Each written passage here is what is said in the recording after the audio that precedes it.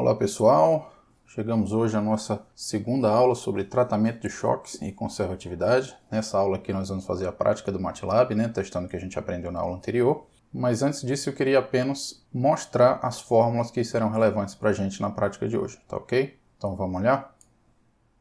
Bom, eu queria começar lembrando essas duas fórmulas para a discretização da equação de Burgers viscosa, Nas duas, o termo viscoso é discretizado com uma fórmula centrada, Porque ele é linear, então não importa para a gente muito a questão da conservatividade dele. Já o termo advectivo, que é não linear, nós podemos discretizar ou de uma forma não conservativa, que é desse jeito aqui, ou de uma forma conservativa, que é desse jeito aqui, onde a gente introduz aquela função de fluxo f, que no caso do Burgers é u ao quadrado sobre 2, tá ok? Bom, em ambos os casos, a gente também poderia ter trabalhado a fórmula das derivadas através daquela fórmula upwind usando beta, que é o que está aqui embaixo. Então essa daqui continua sendo não conservativa, apesar de que agora ela pode ser upwind, enquanto essa de baixo continua sendo conservativa, apesar de que ela também pode ser agora upwind se a gente usar um beta maior que zero.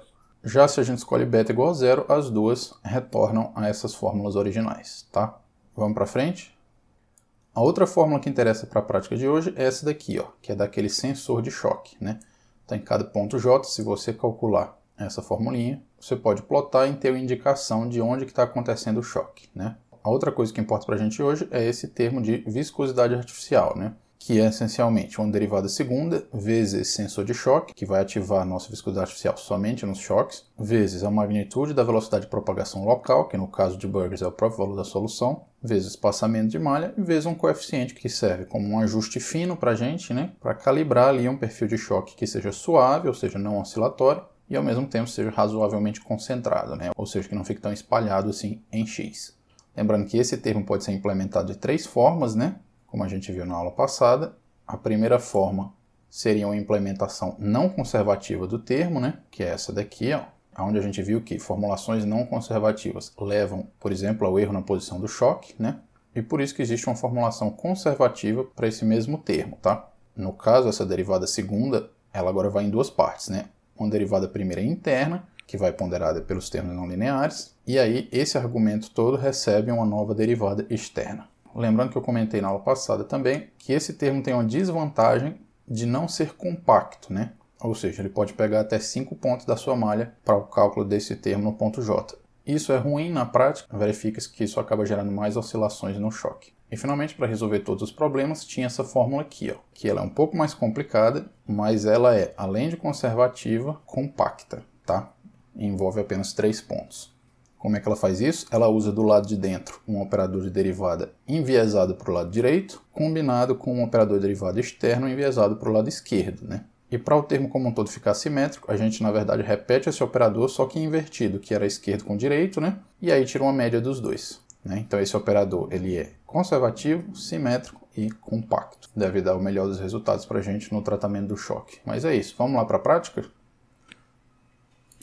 Bom, pessoal, essa prática do MATLAB tem 3 partes, tá? Para ajudar vocês aí a separar bem os conceitos de cada parte, eu separei em 3 pastas A, B e C, que vocês vão encontrar lá no Drive.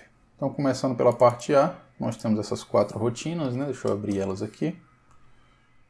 Então, nessas rotinas aqui, pessoal, vocês não vão precisar alterar nada, tá? Apenas rodar e comentar os resultados dela no PDF de exercício semanal.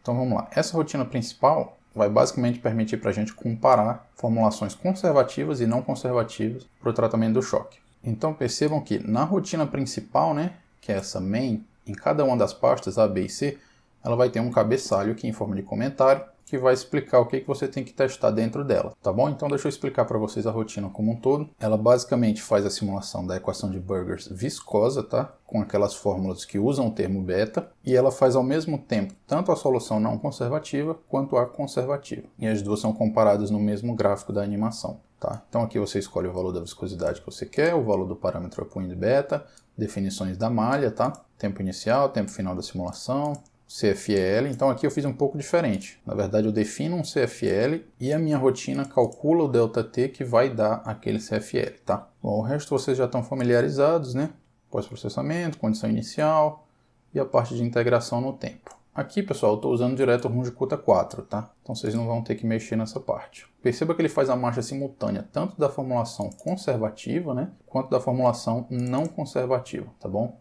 E aí ele plota os dois. Vamos ver o que estão nas rotinas dinâmicas. Então, na conservativa, ó, nós temos o cálculo das derivadas com base na função de fluxo f, né, que é u ao quadrado sobre 2 em cada ponto. Tá? Então, ele calcula o nosso vetor de du dt, que é menos df dx, né, porque eu já passei para o lado direito, e calcula também o termo difusivo convencional usando a derivada centrada, né, obtendo, então, o vetor du dt para a parte difusiva, que é μ derivada segunda de u. E, finalmente, ele soma essas duas partes, né, para obter o vetor completo de du dt em todos os pontos. Lembrando que essa rotina dinâmica é a conservativa, né, onde a gente usa o vetor de fluxo f. Já na rotina dinâmica não conservativa, a diferença é que a gente trabalha com a derivada de u diretamente e aí faz aquele produto u du dx, tá? Mas é só isso que muda de uma para outra. Por fim, a nossa rotina de condição inicial é bem simples, né? Eu começo com a solução do tipo seno, que tem um ciclo no domínio, amplitude de 0,4 para mais e para menos, e um valor médio da solução de 0,5, ok? Vamos fazer as simulações testes que são indicadas aqui. Então, primeiro a gente tem que testar beta igual a zero, tá? Que já está aqui. E testando a viscosidade de 5 vezes 10 a menos 3 e depois testando de 1 vezes 10 a menos 3, tá? Então vamos apertar o F5 e ver como é que ele está rodando. Bom, então perceba que a nossa condição inicial parte dos x igual a 0,5, né? E vai formando um choque enquanto ela se move para frente. Lembrando que ele está plotando junto tanto a solução conservativa em azul quanto a não conservativa em vermelho, só que a gente só está vendo uma porque as duas estão em cima da outra, tá? Então essa simulação está mostrando que, para esse caso, tanto a fórmula conservativa quanto a não conservativa deu o mesmo resultado, que foi, inclusive, o resultado correto, tá? Porque a gente vê, ó, que o choque, depois de um período, ele retorna para a posição inicial, x igual a 0,5, né? Quando existe um erro de conservatividade, o que a gente primeiro percebe é um erro na posição do choque, tá ok? Vamos ver o que acontece se a gente reduzir o valor da viscosidade, como ele está dizendo lá, né? 1 vezes 10 a menos 3. Lembrando que vocês têm que salvar os plots dessas soluções, né, pessoal? Quando chega no final delas, para colocar no arquivo PDF, tá? Então, o que está acontecendo aqui? A gente manteve a malha constante, né, e reduziu a viscosidade. Significa que a espessura do choque físico tem que ser reduzida, e no caso a nossa malha não está sendo suficiente para resolver. Então, por isso que a gente está vendo essas oscilações se formando. De qualquer forma, a gente vê que aqui as soluções conservativa e não conservativa ainda estão praticamente uma em cima da outra, né? E ao fim de um período, a solução volta para o x igual a 0,5. Então o erro de conservatividade aqui está praticamente nulo, né? E aí você pergunta, mas por que as duas estão dando iguais? Não era para não conservativa dar um resultado incorreto? A princípio sim, tá, pessoal? Mas lembra que eu comentei na aula passada que, por uma sorte de simetria, esse operador de derivada centrada, né, que a gente está testando agora com beta igual a zero, ele acaba mantendo a conservatividade, tá? Porém, essa sorte dele, como eu também mencionei na aula passada, vai acabar quando a gente escolher um beta diferente de zero. Vamos testar isso agora? Então, como ele manda aqui, ó, teste novamente esses dois valores de viscosidade, mas agora para um beta de 0,1. Então, vamos voltar a nossa viscosidade para 5 vezes 10 a menos 3 e vamos colocar o beta de 0,1. O que vocês acham que vai acontecer agora? Lembrando que o valor da viscosidade ainda está relativamente alto, né? Ou seja, ao invés de ter um choque de fato, a gente só tem um gradiente acentuado, tá? Mas ainda assim, a gente já começa a perceber uma diferença entre o resultado da conservativa e do não conservativo, tá? Em particular, o do não conservativo vai apresentar ao fim de um período um pequeno erro na posição, né, desse nosso gradiente, tá ok? Ó, dá para perceber aqui? Então vocês podem salvar esse plot para incluir no PDF também. Finalmente, vamos tentar o último caso agora, que é reduzir a viscosidade para 1 vezes 10 a menos 3. Nesse caso, um gradiente que é muito mais intenso, né, e portanto representativo de um choque real, vai começar a se formar e a gente espera ver uma real diferença entre o conservativo e o não conservativo.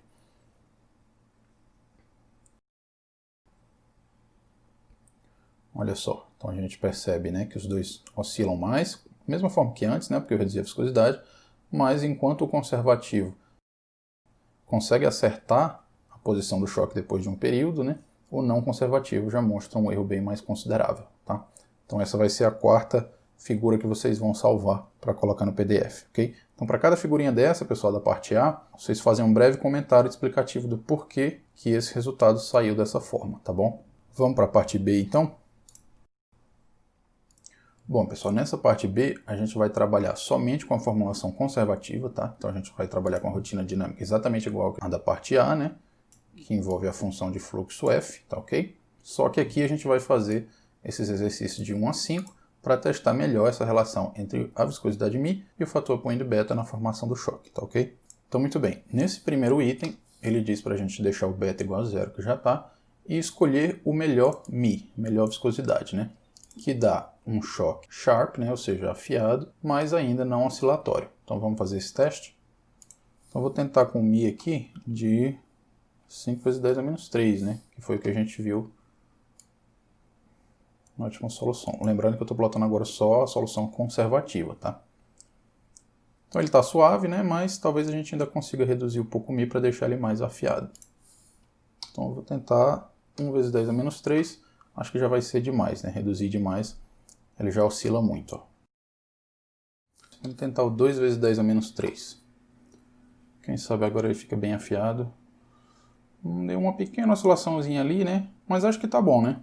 Vamos padronizar esse valor, 2 vezes 10 a menos 3, para o melhor Mi. Então vamos passar para o item 2 aqui. Ele manda a gente usar esse melhor valor de Mi que a gente achou e refinar primeiro a malha de um fator de 2 e depois engrossar a malha de um fator de 2, né? Então no caso aqui a gente tem 100 elementos, vamos colocar 200 elementos primeiro, né? Refinando a malha. O que vocês acham que deveria acontecer com a frente de choque? Ó, ele reduziu a oscilação, né, que a gente tinha visto antes.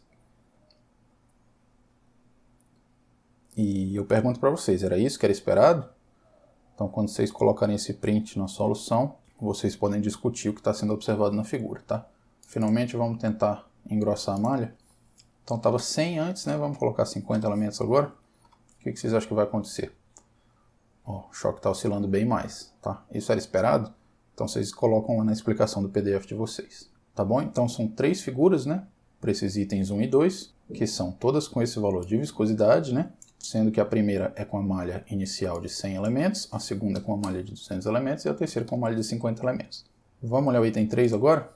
Ele manda o seguinte, ó, para viscosidade igual a 0, encontre o melhor beta, né, para um choque afiado, mas ainda não oscilatório. Então vamos fazer o contrário, né? Vamos deixar o Mi igual a 0 e vamos tentar o beta. Então vou começar tentando aqui o beta de 0.5. Lembrando que eu voltei para a minha malha original de 100 elementos, tá?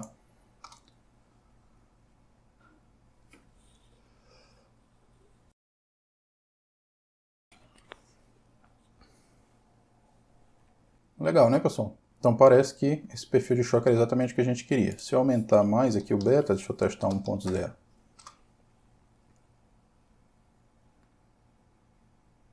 Então ele dá um choque bem suave, né? Mas ainda parece que está muito deitado, né? Deixa eu tentar menor do que 0.5, ver o que dá. 0.1. Não, ele já está oscilando demais, né?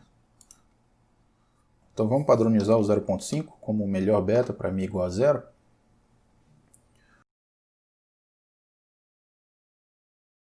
O resultado que ele dá para a gente então é um perfil bem concentrado, né? E com uma pequena oscilaçãozinha. Então muito bem, o que a gente faz agora? Com esse melhor valor de beta, tente refinar a malha ou engrossar ela de um fator de 2. Então vamos lá, primeiro refinar, 200 elementos. O que vocês acham que vai acontecer, pessoal?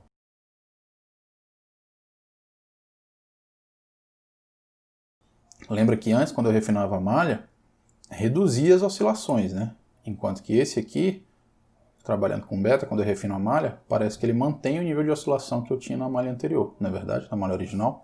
Bom, e se eu deixar a malha mais grosseira? Como antes eu tinha 100 elementos, vamos colocar 50 agora. O que vocês acham que vai acontecer? Vai oscilar mais ou menos? Olha só que engraçado. Parece que manteve o nível de oscilação, né? Então vocês comentam ao analisar essas 3 figuras, né, no PDF, ou seja, todas 3 com beta igual a 0.5 e com a malha original de 100 elementos, a malha refinada de 200 e a malha grossa de 50. Tá? Então vocês explicam lá por que o resultado deu assim.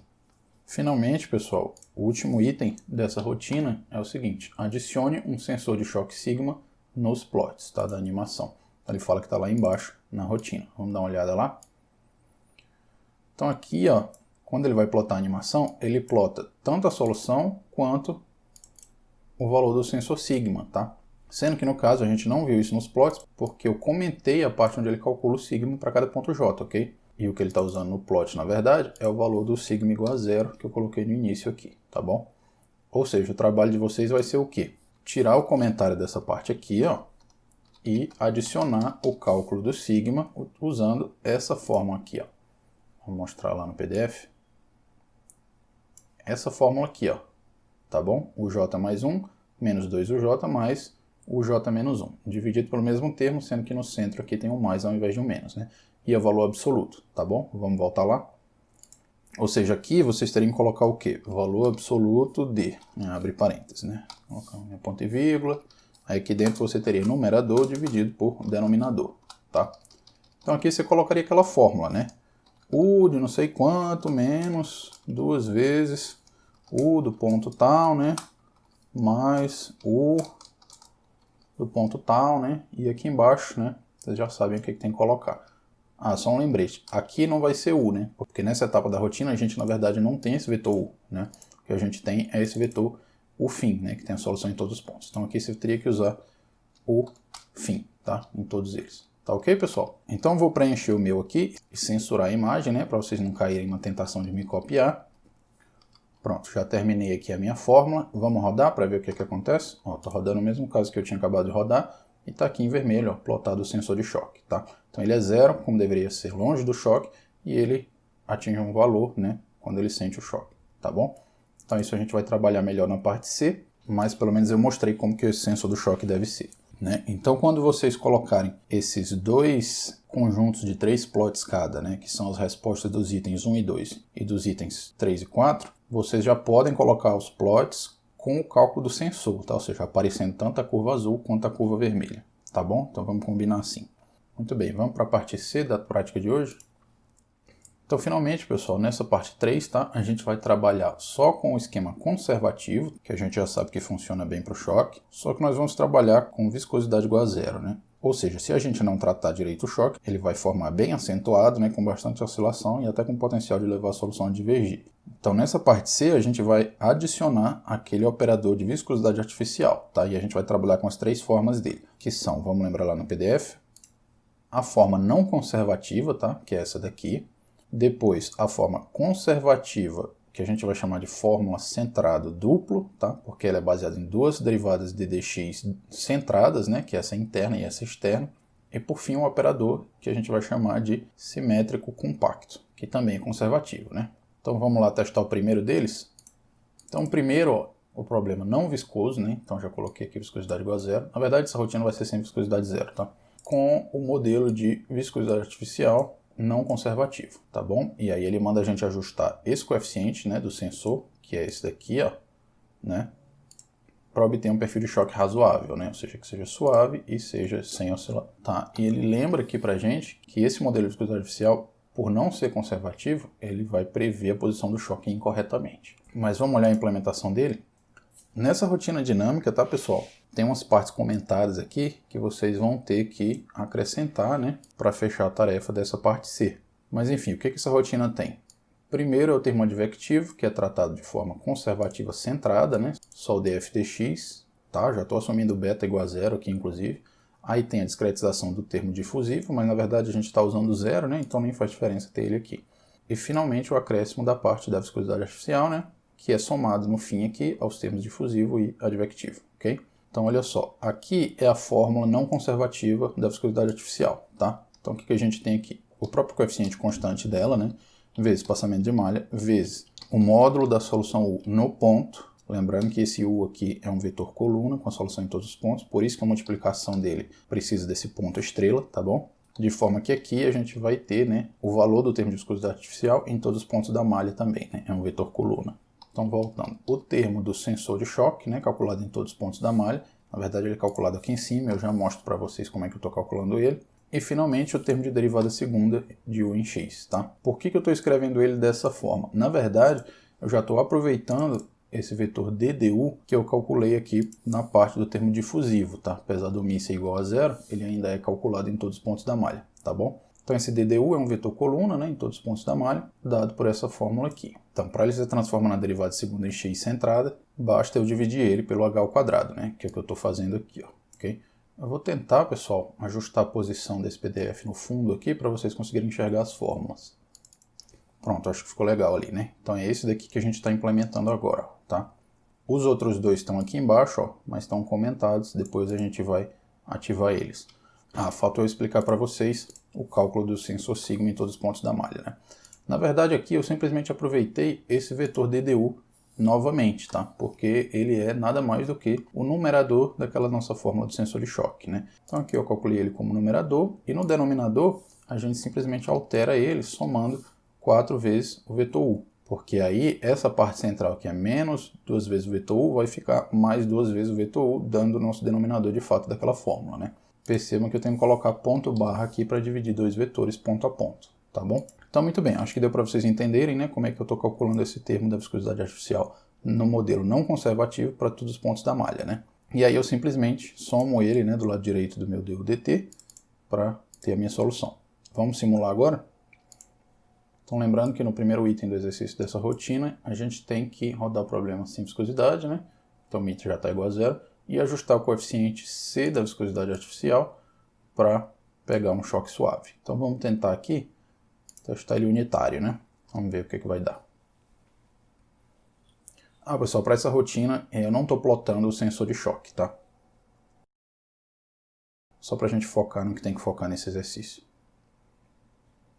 Bom, o resultado que vocês estão vendo aí é que está oscilando demais, né? Então a gente pode aumentar nos termos de viscosidade artificial para estabilizar melhor.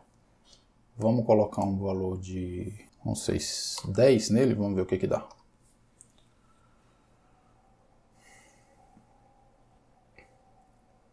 Bom, então vocês veem que o choque já está oscilando bem menos, né? Estabilizou bem a solução. O choque está razoavelmente afiado, né? Não está tão deitado. Mas eu acho que ainda dava para a gente reduzir um pouco mais essas oscilações que estão aparecendo aqui, né? Vamos tentar um valor de 100? Não, 100 ia ser muito alto, né? Vamos tentar 50. Se a gente aumentar demais, de repente ele vai deitar demais o choque, né, pessoal? Ó, acho que 50 ficou legal, né? Praticamente a gente não vê muita oscilação aqui e ele está suave aí, né? Então, vamos padronizar esse valor de 50 para o coeficiente do termo de viscosidade artificial. Então, muito bem. O que a gente percebe aqui na solução final, depois de um período, é que o choque não volta para a posição inicial dele como deveria, né? Ou seja, um erro de conservatividade, como esperado ao usar esse modelo aqui, né?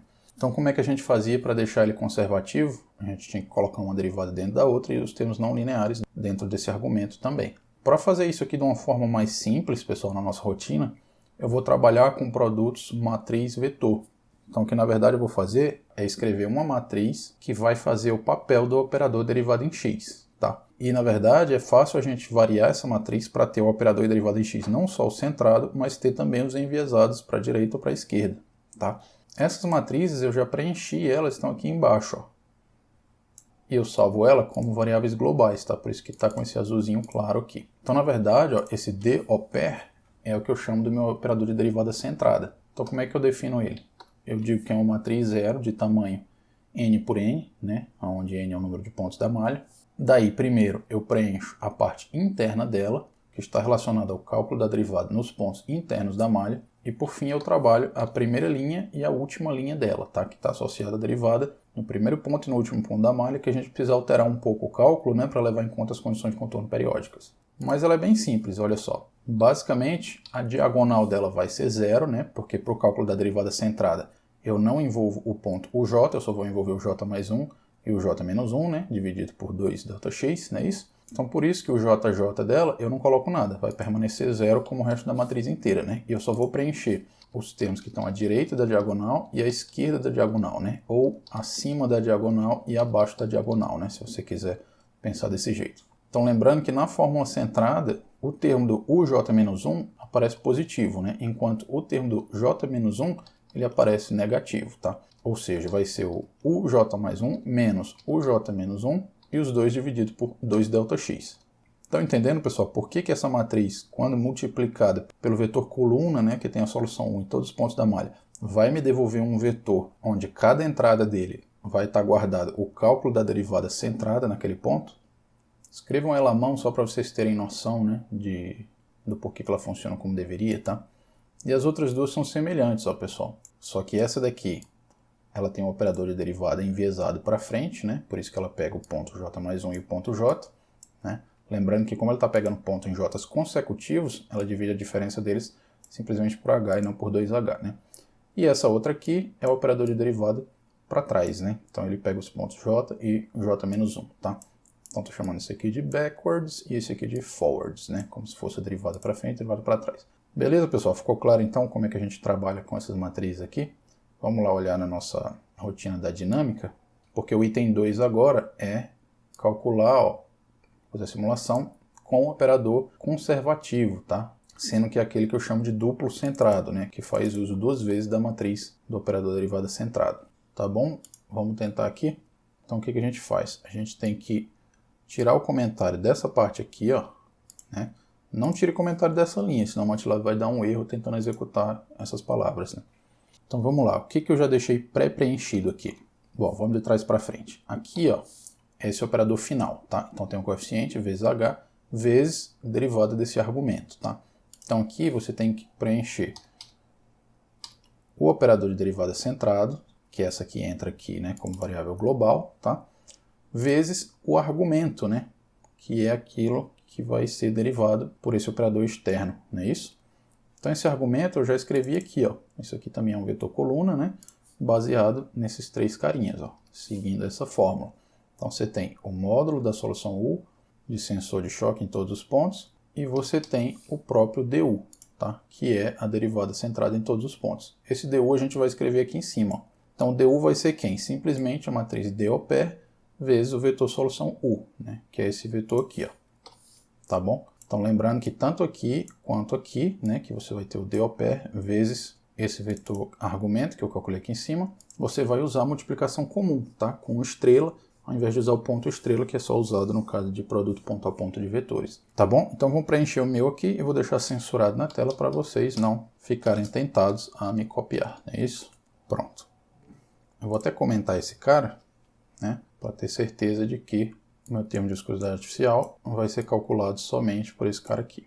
Vou salvar, vamos testar. Vamos padronizar manter esse coeficiente no valor de 50. Vamos lá rodar. O que vocês acham que devia acontecer aqui?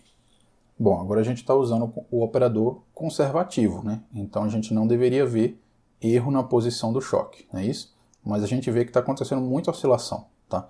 E essa oscilação está crescendo demais, na verdade, né? Está influenciando, a magnitude dela está razoavelmente pequena, mas ela está influenciando toda a solução no domínio inteiro, né? E, curiosamente, quando termina a simulação, depois de um período, a gente vê que o choque voltou certinho, né, para o nosso ponto original, ou seja, a conservatividade está garantida, né? Vocês estão percebendo o que eu chamei na aula anterior de conservatividade no nível discreto? Ou seja, apesar do erro numérico, eu estou garantindo que a conservatividade é uma propriedade que vale ao nível da solução numérica, mesmo que tenha outros erros numéricos lá. Estão vendo que interessante? Então, muito bem, essas oscilações aconteceram por aquilo que eu já havia mencionado, né? O fato dessa molécula de cálculo ser muito extensa, né? Ou seja, ela chega a pegar 5 pontos aí do J-2 até o J+2. Você está misturando as derivadas próximas ao choque com pontos que estão já longe do choque, tá? Isso gera todas essas oscilações. Como é que a gente resolve isso? Misturando essas duas fórmulas aqui, tá? Então vamos voltar para a nossa rotina lá. Então agora eu vou fazer o quê? Eu vou comentar esse último cara que eu tinha construído, né? E eu tenho que completar esse outro aqui, ó. Eu vou tirar o comentário dele.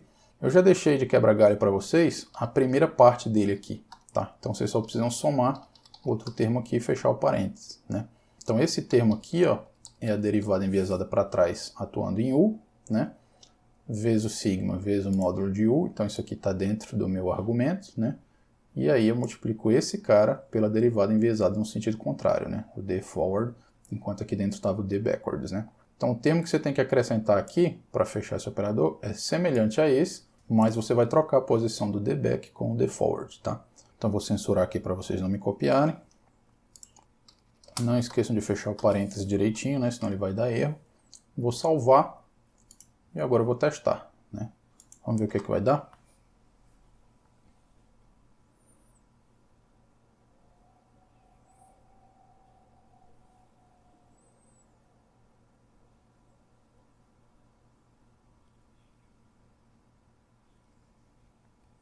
Muito bem, então a gente vê que a oscilação ficou bem sob controle, né? Resolveu aquele problema de antes. E vamos esperar chegar no final. Ó, o choque voltou para o local certinho dele, que significa que a conservatividade foi mantida. Então com esse nosso operador final a gente conseguiu tudo que estava prometido, né? Bacana. Lembrando, pessoal, que todos esses resultados finais, né, do item 1, 2 e 3, vocês devem salvar um print deles para colocar no PDF, tá? E lembrando que a gente padronizou para todos eles usar coeficiente de viscosidade artificial igual a 50, tá bom? Bom, por fim, o nosso último ponto de teste aqui é a gente testar malhas mais refinadas, tá? De um fator de 2 e de um fator de 4 e ver o que acontece. Então eu estava usando 100 elementos, né? Vamos duplicar, ter 200 elementos, ver o que acontece. Bom, lembrando que esse último teste é com o operador final já, que funciona melhor que os outros, né? Então o que vocês acham que vai acontecer quando eu refinei a malha? Será que ele vai oscilar mais ou menos do que antes? Né? Então aparentemente ele manteve o nível de oscilação.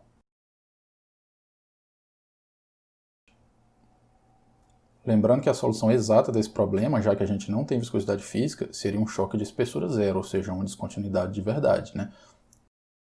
Então o fato dele ter uma espessura aqui, né, é um artifício, né, que a gente teve que fazer numericamente para conseguir resolver ele sem oscilação, não é isso? Então deu bem bacana o resultado, né? Vamos refinar de novo, né? Novamente por um fator de 2, de forma a ter 400 pontos, né? Essa solução vai demorar um pouco mais para rodar, mas o que vocês acham que vai acontecer? O choque vai oscilar mais ou menos, né?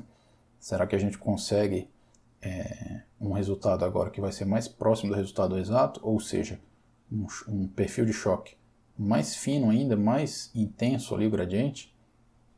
Olha que bacana que está dando esse resultado, né? Choque bem afiado mesmo, né? E praticamente sem nenhuma oscilação ali, né?